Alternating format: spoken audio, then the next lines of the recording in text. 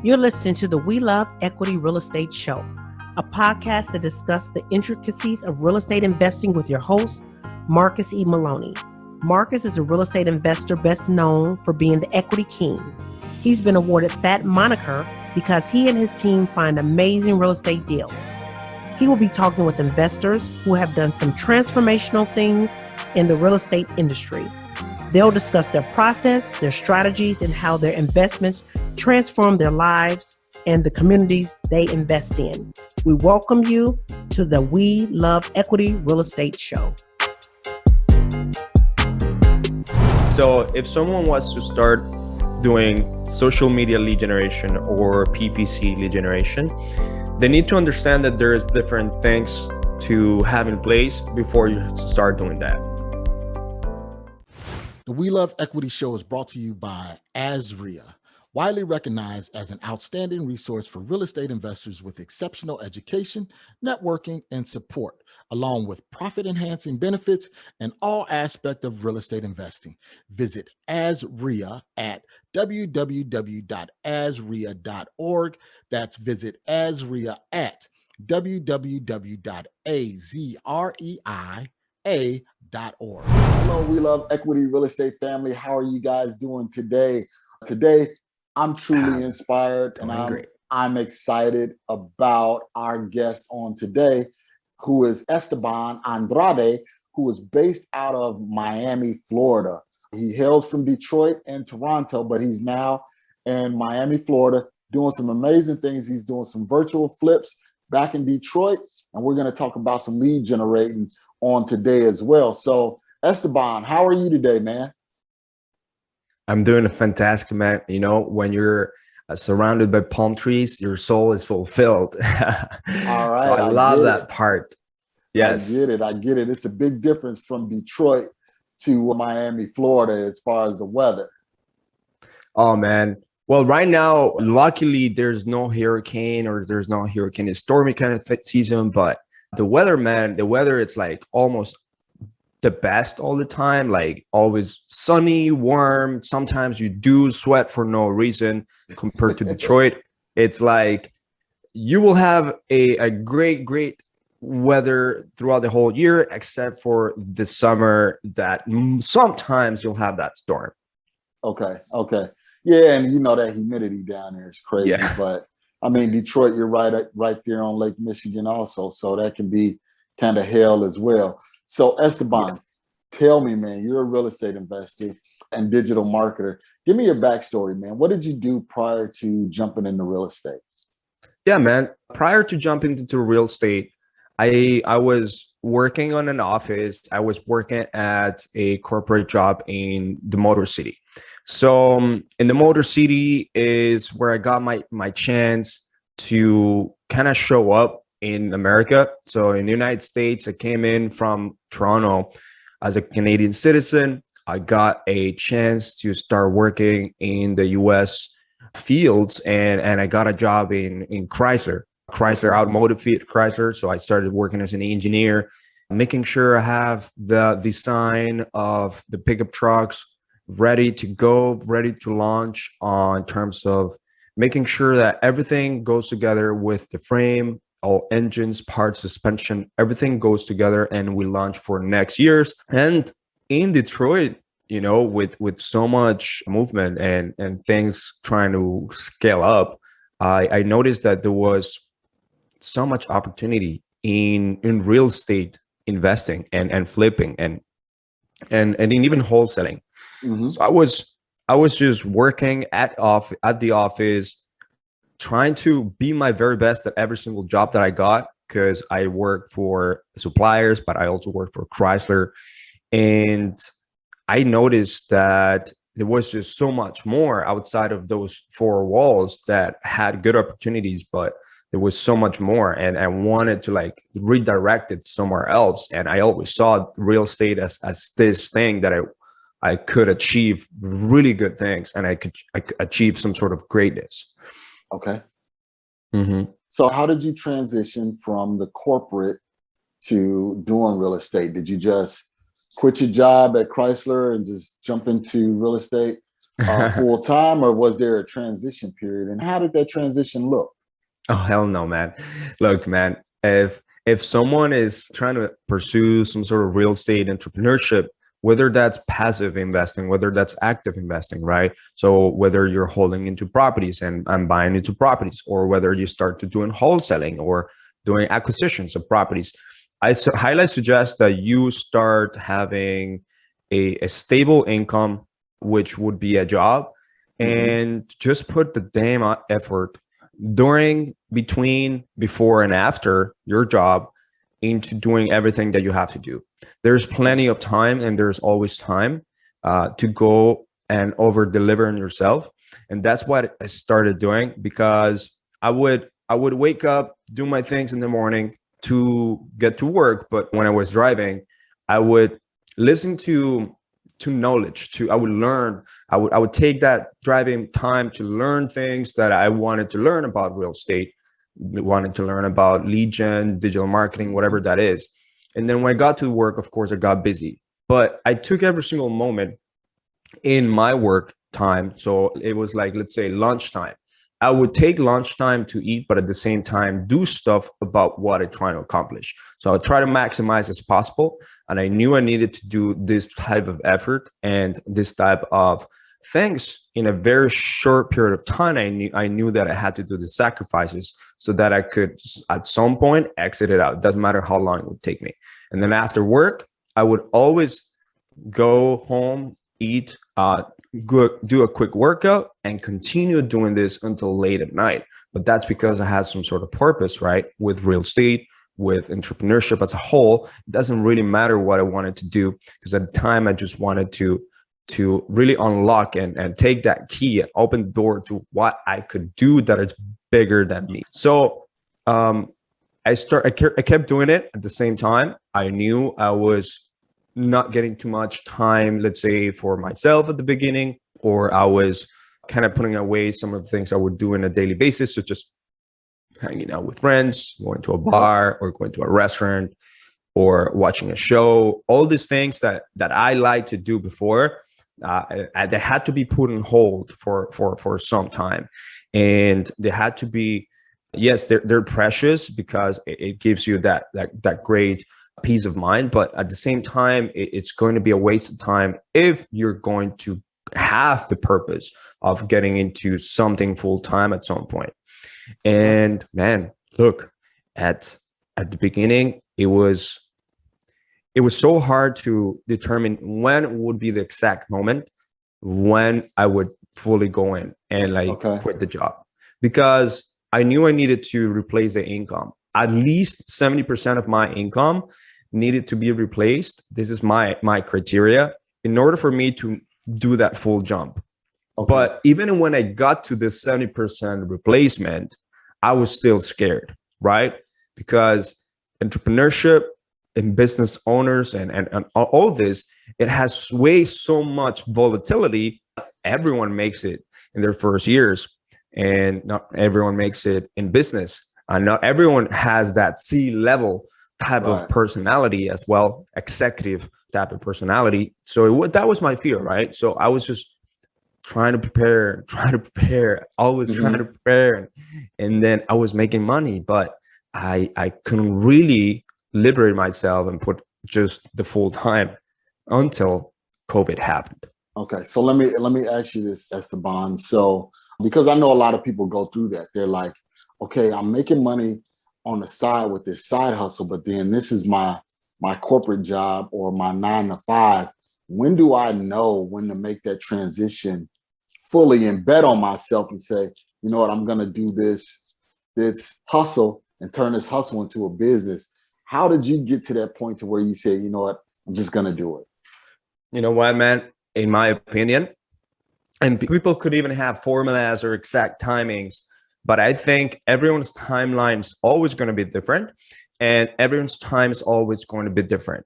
In my opinion, we are never going to be prepared for taking risks, for going out there and being uncomfortable. You're never going to be prepared for having a marriage. You're never going to be prepared to having a kid. Maybe you can do all the things prior to try to be prepared, but it's always going to be new, something that, things that are going to come up that you didn't prepare for. So what happened with me is that I needed a little bit of a kick from life. Okay.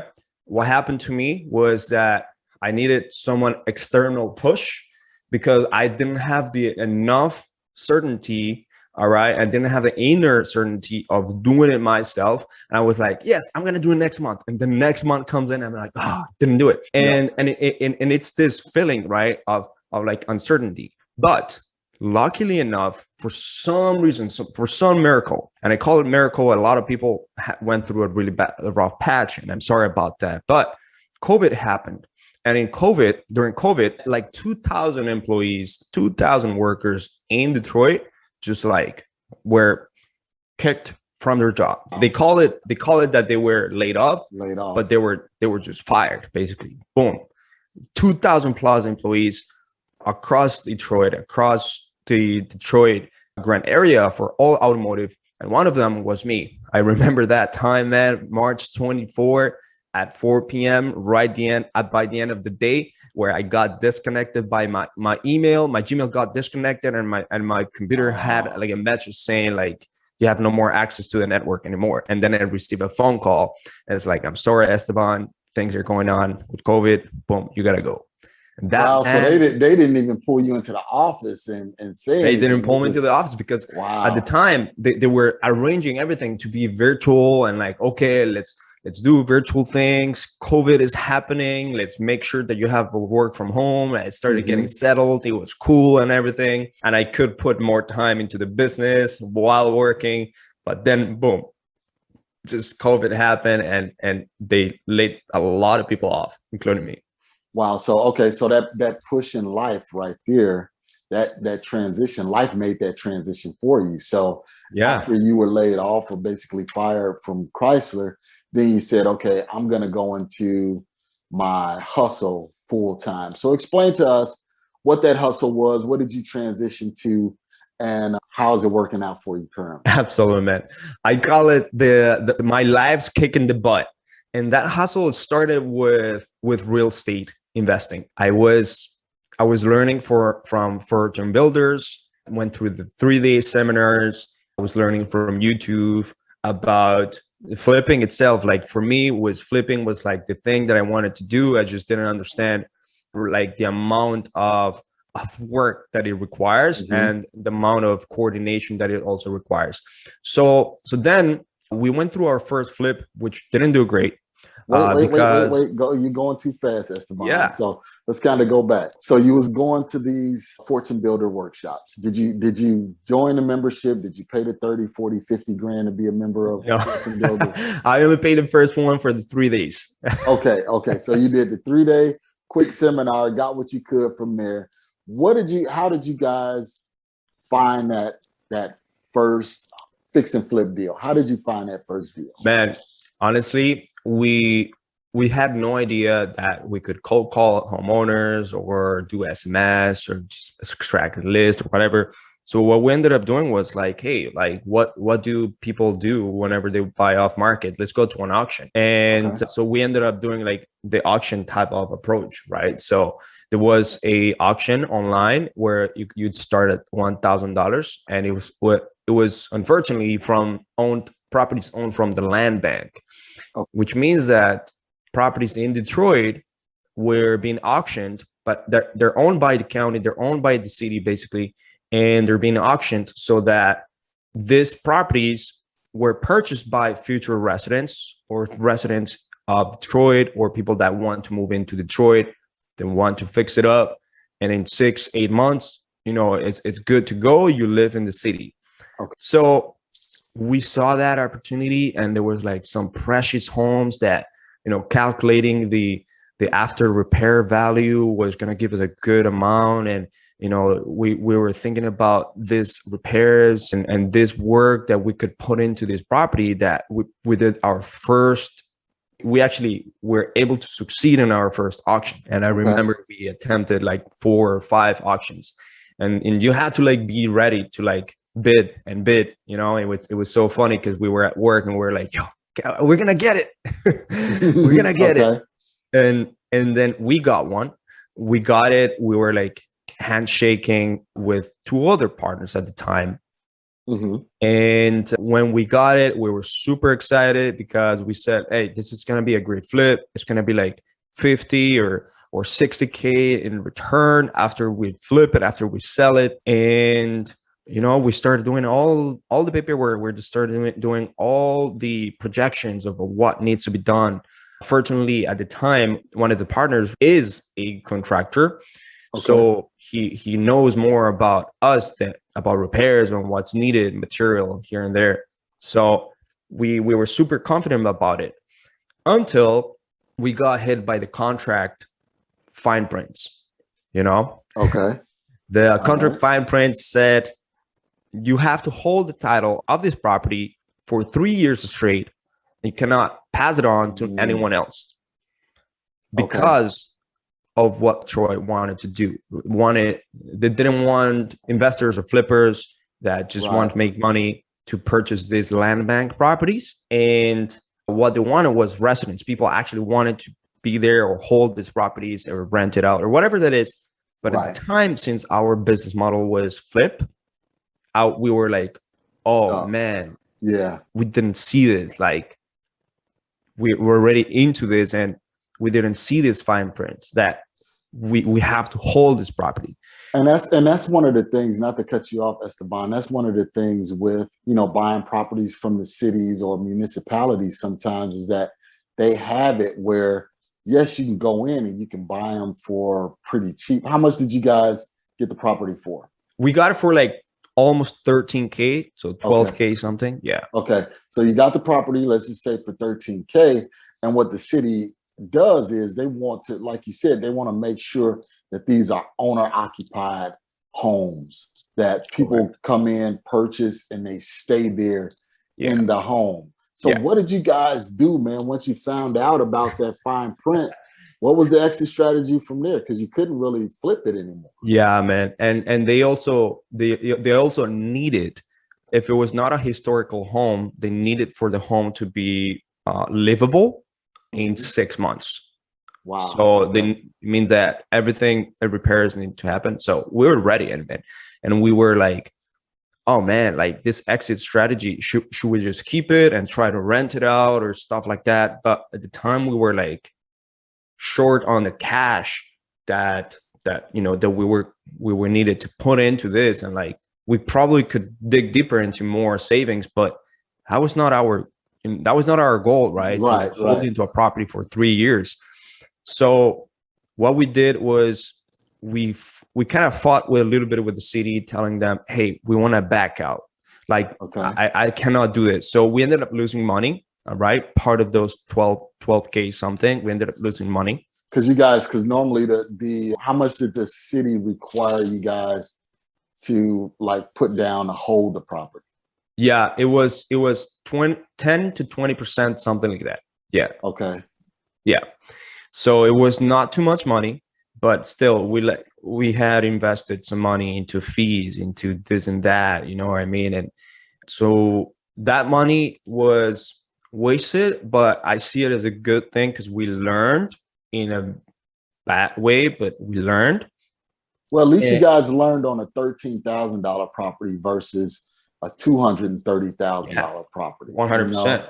So, okay. So you guys lost, anywhere from $1,500 to $2,500. Yeah. Roughly. Okay. Yeah. So what happened after that? Did they let you guys back out or? Yeah. Fortunately, they let us back out. They let us kind of break the contract, all the signatures, all of that was taken care of.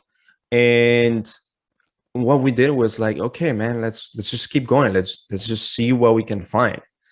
But after that, we kind of like got a little bit kind of like turned down about that.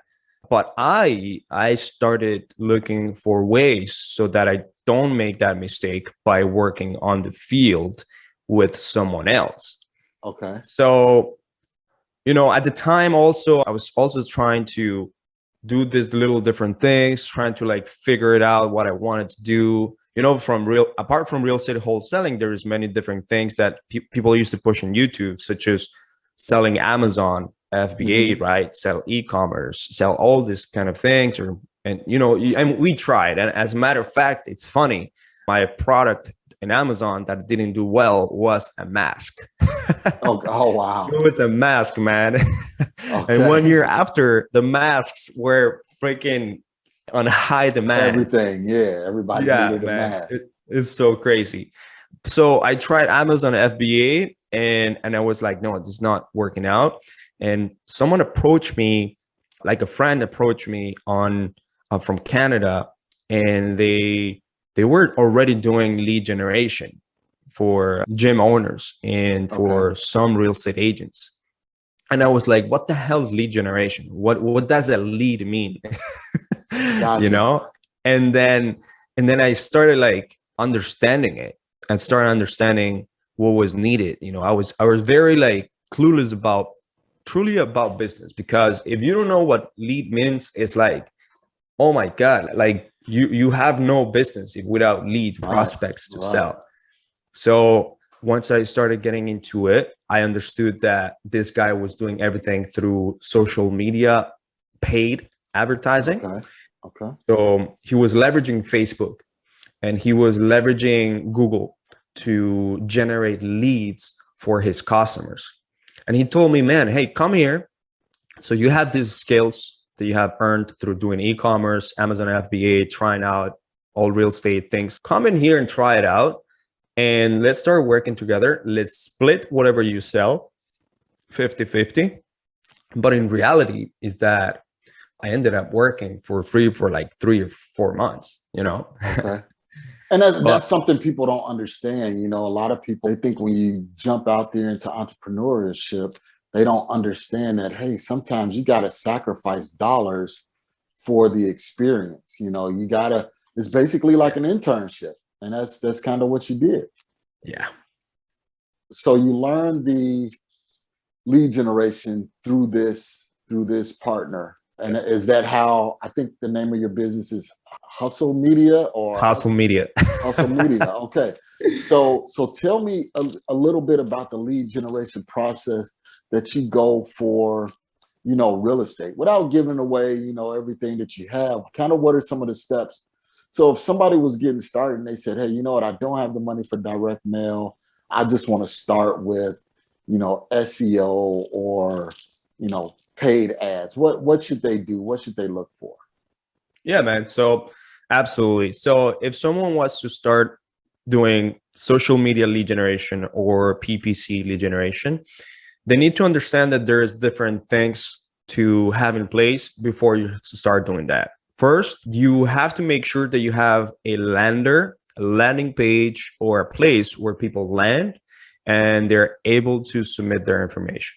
Okay. Usually a landing page can be something as easy as putting together a ClickFunnels page, which is a landing page builder, or a website such as a Carrot website landing page, but making sure that it's trustworthy and credible enough so that people go in, they give the information, such as whenever you have a website, but it has to be credible enough. And of course, when you have that landing page, you need to make sure that you understand the back end of how the targeting and the campaigns work. Okay, so before we get to the back end, what should we have on our landing page that provides that credibility? Absolutely. So it's all going to depend also on where the channel comes. If you're on Facebook and people are usually interrupted because all of a sudden an ad was popping in their newsfeed or in their marketplace, and it happens that these people need to sell a property. So these people have a very short attention span. What they need to do is they need to land somewhere that gives them immediate trust. So it's easy. It's also easy to give out the information, right? It's also going to be a very easy fields, name, email, number, and address. And also make sure that there is a credibility factor. You can put 1 to 3 testimonials, all right, of past customers. If these testimonials are even shout outs by other colleagues that you do a great job for homeowners, that's good enough, because I know a lot of people don't start, when they start, they don't have testimonials or they don't have a review because they haven't even asked the homeowner, or maybe they haven't had a contract ever. So a shout out by people, and making sure that people that come into the funnel understand your process real quick. It needs to be like 6 seconds. So step 1, submit your offer. Step 2, we will review your offer and we will give you a call back within 24 hours so that you get the best offer possible. Step 3, sell your property with one cash offer or multiple options that we can give you, and you're gonna be able to sell at assets within 7 days. So those are like 1, 2, 3 steps, very basic things that people will need to understand. So those things are good enough for the landing page to have. As long as we have those, we should be good to go. Okay. Because, and guys, everybody that's listening, I know through PropStream, you know, I'm a big advocate for PropStream. You can get a landing page and a website through PropStream, you know, once you become a member of their platform. And there's a 7-day free trial. I'll make sure I link all of that in the show notes so you can get the 7-day free trial and play around with it and see if it's something that you like. And then also, yeah, we'll make sure we have a link up there for a demo video. So Estaban, so now you're doing this lead generation. How is it working out for you? How are you guys getting these leads into your funnel? Right. So now we have a very armored way. When we started, we were running ads, sending everything to a spreadsheet, and you know, we were just managing that way, but it was not sustainable, it was not efficient, and it was just all over the place. So we started running ads on Facebook at the very beginning. That was our first thing, because we started working with people in Detroit, running their ads and helping them as I learned about wholesaling and everything. And running their ads were one thing. And then the other thing was converting these homeowners that came in from the ads, right? Okay. Because generating a lead, I want to say, is the easy thing. Right.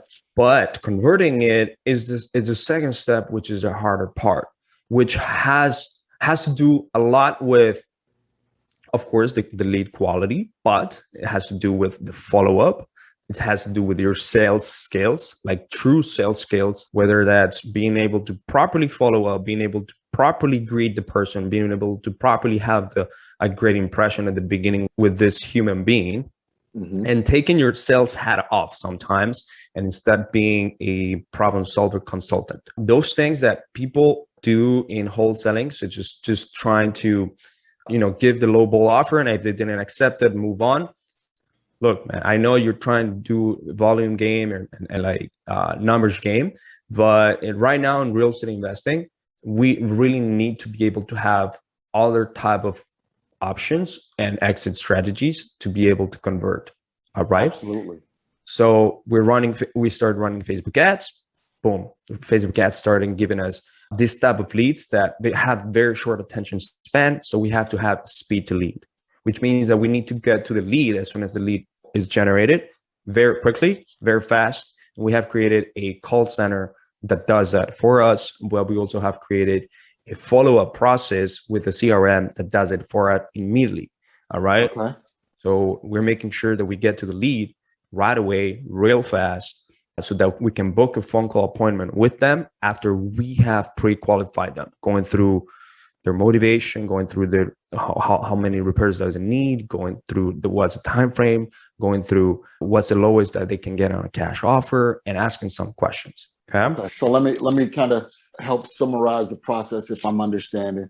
So you have Facebook ad. Once they see the Facebook ad, if they're interested, they go to a squeeze page or a landing page, put their information in there, and then you have that information goes to your call center. Somebody calls them back immediately, correct? Correct. So it goes to the call center, but it also goes to the CRM, because the CRM is going to trigger automations, follow-up, that is going to be in the shape of SMS, in the shape of emails, and in the shape of even RVMs, which is ringless voicemails. Yeah. Gotcha. Okay. So pretty automated. So once you get them into your funnel by their email or telephone number, I'm assuming, then you can retarget them and keep with that follow-up system. Yep, absolutely. And the beautiful thing about working Google and Facebook is that first, Google is the platform that every single human being almost in the US uses to find an answer for almost anything. And even if it redirects you to YouTube, or even if it redirects you to an article, whatever that is, they want to find an answer. If they need help, we usually go to Google. Like, it's almost like a norm now. So about 92% of homeowners would try to find an answer by going to Google first, or by doing a search online, doesn't matter.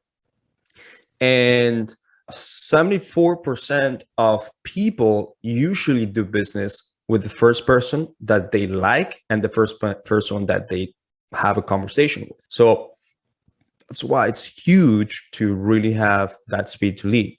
But also, Google, when you are doing a search, let's say, for example, a homeowner searches cash for my house, right? Cash for my house is one of the keywords. Cash for my house. They want someone to give cash for their house because they need cash for some reason. They understand they need to sell the property, or maybe they're just typing, I need to sell my house fast for some sort of reason.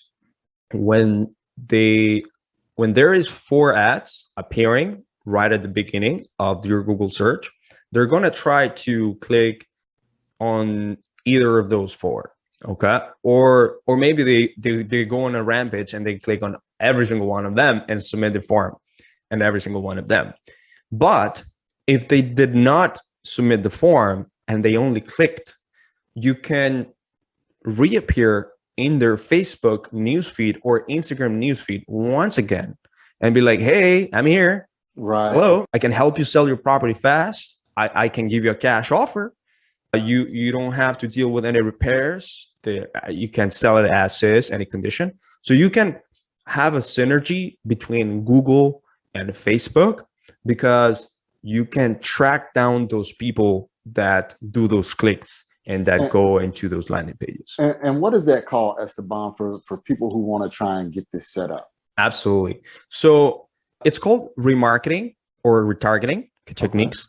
So remarketing, what it's going to do is every single one of these channels have a pixel, which is basically a code that is installed the website or the landing page, and is going to read who exactly have landed there, visited that page, or done anything. And it's going to install a cookie into their computer. Basically, it's going to install a tracker, some sort of like tracking mechanism that is going to follow them around everywhere, in their phone, in their laptop, in their messenger, in their Instagram, everywhere. Every single app that they open is going to track that down, and it's going to understand what you do and your behavior in your phone. It's kind of like a little bit trippy, but it's a high tech that Facebook has and Google has allowed these tech corporations to do.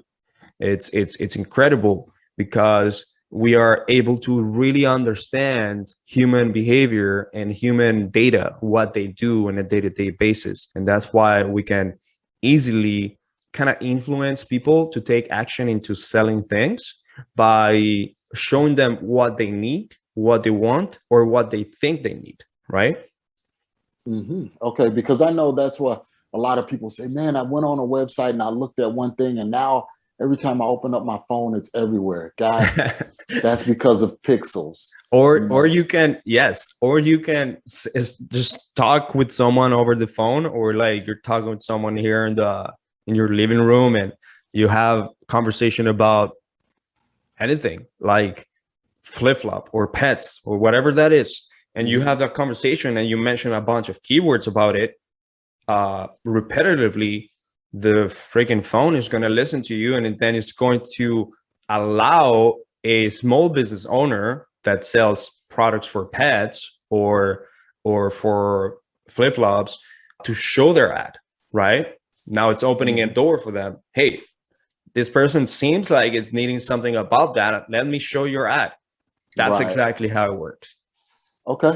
Well, let's take a brief break, Esteban. When we come back, we're going to talk about your flips in Detroit, because you messed up on that first one, but you guys are back on track. So let's take a brief break, hear a word from our sponsors, and when we come back, we'll talk about your flips in Detroit.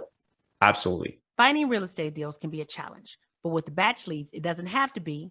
Batch Leads has created a one-stop solution for all your real estate needs, so you can find more sellers, close more deals, and maximize revenue. Batch Leads offers a comprehensive suite of lead generating tools that cover text messaging, skip tracing, finding comps, and much more. Batch Leads help you simplify, manage, and organize all your data in one place. Batch will help you stack your lists and identify properties that appear on multiple lists and have multiple distress indicators. These sellers are likely to be highly motivated and eager to sell. Get the most powerful and complete lead generation platform in the industry. Locate sellers, buyers, and lenders nationwide in seconds. Go to batchlead.io and use promo code WeLoveEquity. Okay, guys, we are back with Estaban Andrande, based out of Miami, Florida right now, but he hails from Toronto and Detroit.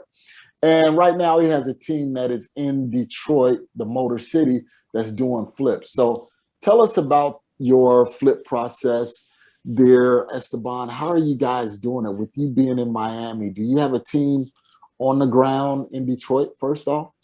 Yeah. So, you know what, man? All of the connections and friends that I ended up doing in Detroit, they're all interested about flipping houses, or they're interested about owning their own property and just playing in that game. They are either contractors or they are in the game somehow. So one of our friends that are relative friends, what he ended up doing was he ended up learning how to really take other people's money, manage that money, and manage crews to make these other people more money. And he will get paid by doing that, which is project management. All right. So what I understood was, hey, look, I extremely suck about doing anything related to a renovation or whatever it is. Manual labor, huh? Manual labor. and man, like I could definitely learn for sure, 100%. I could go in there and like get dirty and shit like that and stuff like that. But hey, man, I have a business that is thriving, so let me just do something or try to find a way to do it. So one of the best ways that I found was that if you have a project manager that has either connections with crews, or you can connect them with your crews or subcontractors. But most of project managers that are working in here, they have experience or they have had some sort of connections with people that do this manual labor. And they're going to be able to take care of, the roofing, the floors, the walls, whatever that is. Every single part, there is a contractor, subcontractor to do that. And sometimes they do it themselves. Like to save money, the project manager ends up doing some stuff himself, right? So how did you find? So if somebody's looking for a project manager, how did you find your project manager as an example? Yeah. So one of the best things that I would say was to find someone that is already doing. They're on the field. They're already doing some stuff, or they've been having some sort of experience, something. Maybe they're not project manager just yet, but you know that they are struggling by managing the business itself. Like maybe they're not born to be business owners. Maybe they're not born to like having employees and maybe they're just struggling doing that. And you could potentially know that, hey, look, one of your biggest skills is to connect crews and people to do what they're the best at and have the best labor to do this type of jobs. All right. I'm going to make sure that I I can have someone, or I can oversee all the other moving parts of this, but you're going to help me manage this project, which is going to be a flip that I'm going to do in Detroit. And you're going to get paid 7 to 10%. Sometimes they will tell you, look, man, I think with this flip, I can take, this X amount, and it might be sometimes more than 7 to 10%, and you'll be fine with it because the flip, it might be way too much work and things like that. But it basically can work that way. So you can offer these individuals that are already in the field, maybe they want to keep having a consistent income, and you know how to find the deals, or you have deals that you can find, and you just need someone that is there, organized, okay, and that has a vision of what needs to be doing next and needs to be proactively doing these things. This person almost always could be doing a good role as a project manager, right? Someone that has that administrative role, someone that has experience with doing some renovations and knowing what the prices of the of the material, knowing how much you should be paying for this or that. And if that person is someone that agrees on getting 7-10%, you could potentially manage a project like that by being boots in the ground.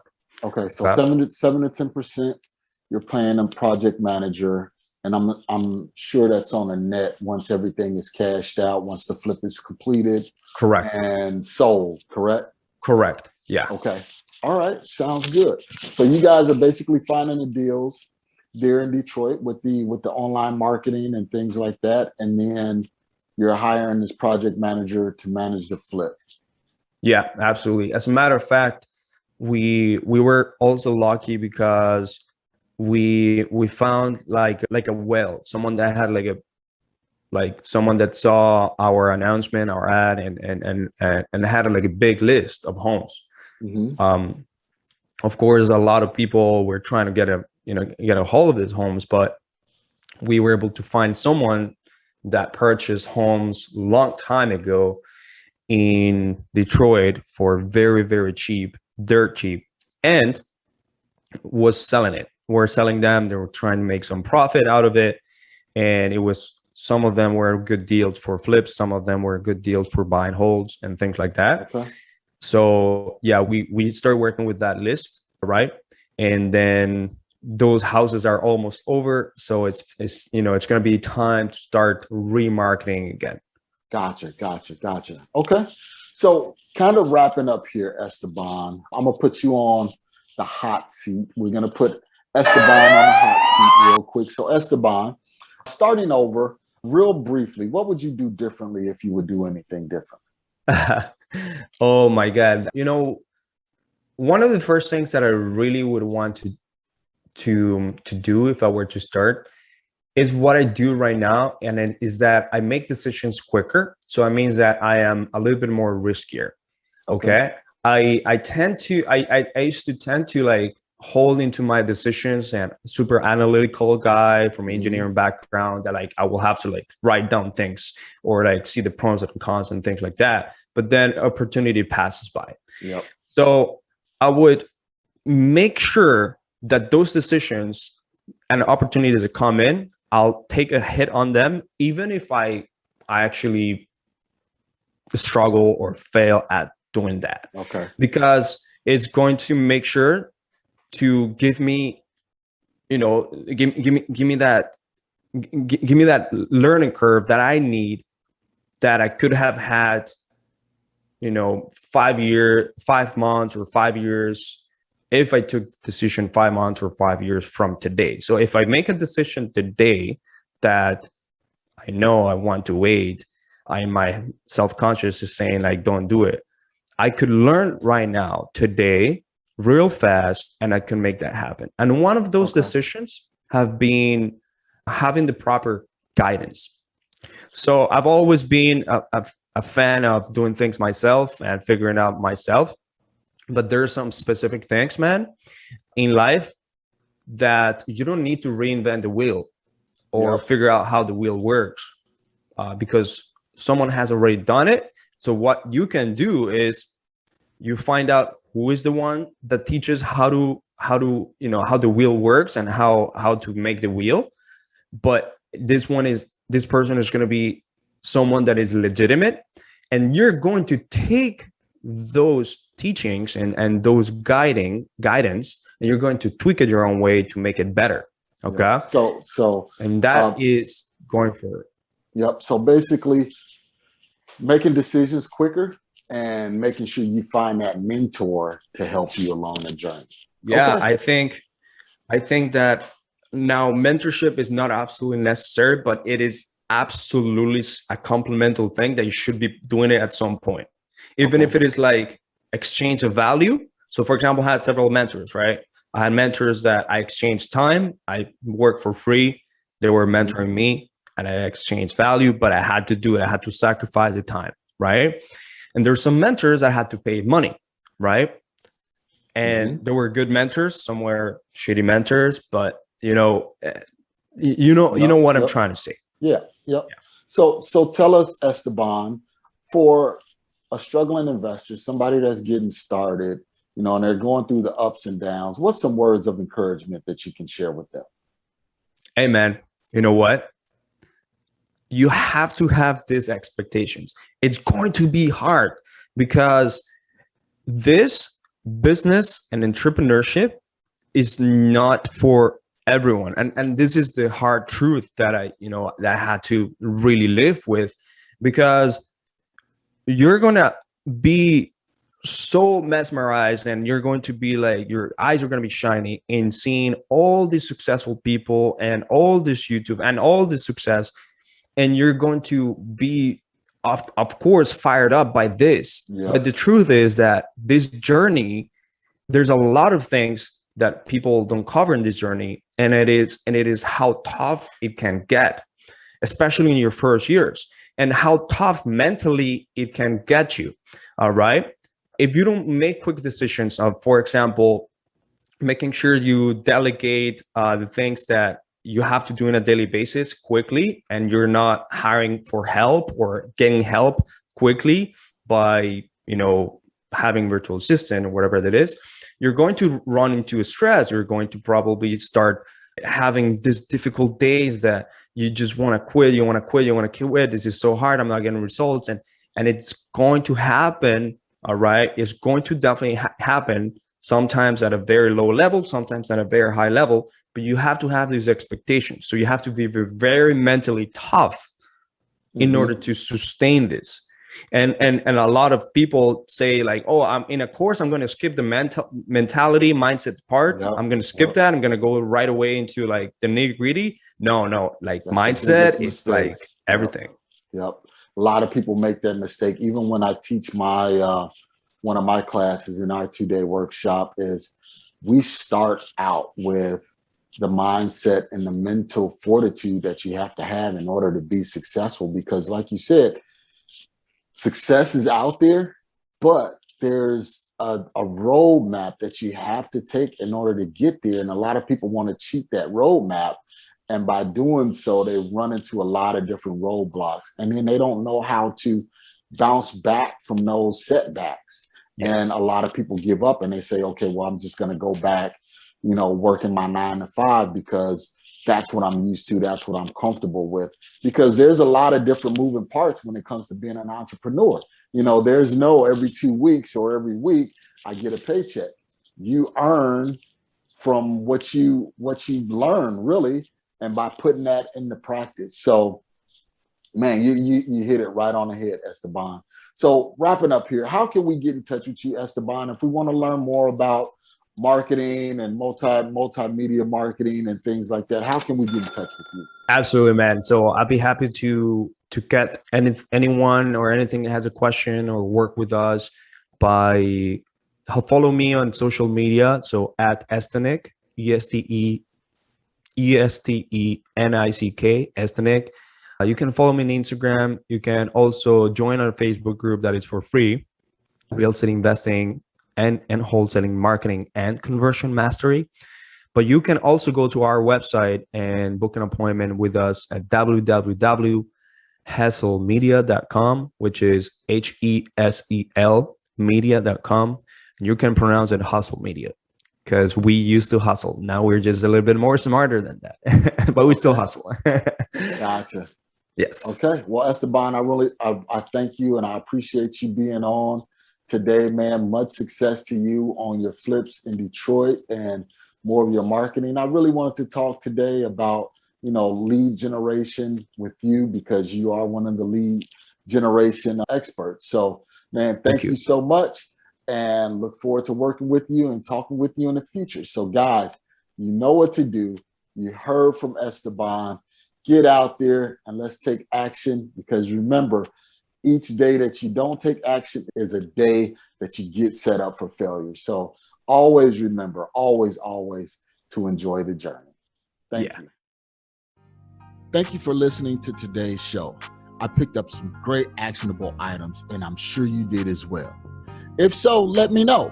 You can always reach me via social media at facebook.com/MRCSMaloney, Twitter at MRCSMaloney, and of course, IG at MRCSMaloney.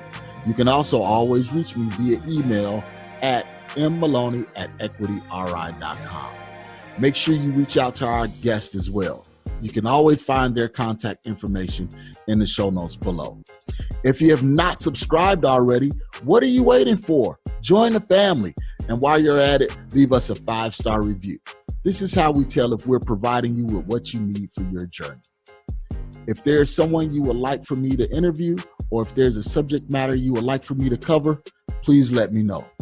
Finally, if you're looking for additional information about real estate investing, go to equityrealestateblog.com. Also, youtube.com/Marcus Maloney. Until next time, family, always enjoy the journey.